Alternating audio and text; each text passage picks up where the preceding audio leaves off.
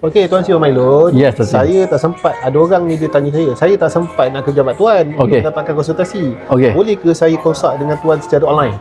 Satu soalan yang baik. 95% pelanggan Mailun adalah mereka yang tidak datang ke pejabat kami. Mailun beroperasi daripada Desa Padang Kuala Lumpur dan Plaza Kingfisher Kota Kinabalu, Sabah.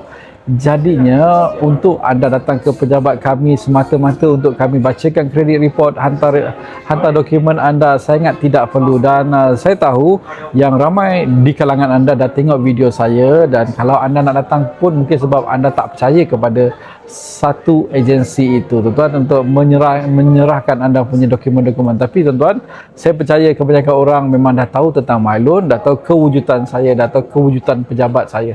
Dan berjimatlah selagi boleh berjimat sekiranya anda kena datang. Ada pelanggan datang daripada Johor Bahru, ada pelanggan datang daripada Perlis, dan ada yang pelanggan datang daripada Sarawak pun ada ke Kuala Lumpur, tuan-tuan. Dan saya nak bagi tahu anda semua, berjimat selagi boleh berjimat. Takkan sebab anda nak bayar RM50 dapatkan laporan pelapor kredit anda nak keluar sampai beratus-ratus ringgit. Masa anda bernilai, tenaga anda bernilai, dan anda seorang yang sangat bernilai. Kalau anda datang ke pejabat saya sangat-sangat berhati untuk berjumpa dengan anda.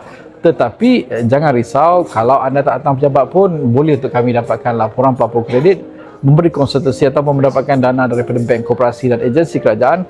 Hanya setelah pinjaman anda lulus, anda akan diminta ke bank, koperasi atau agensi kerajaan yang telah meluluskan pinjaman anda untuk tanda tangan offer letter anda, dan wang akan terus dimasukkan ke dalam akaun anda. Okey, Azim, jelas? Jelas Tuan. Terima kasih kepada yang sudi bertanya.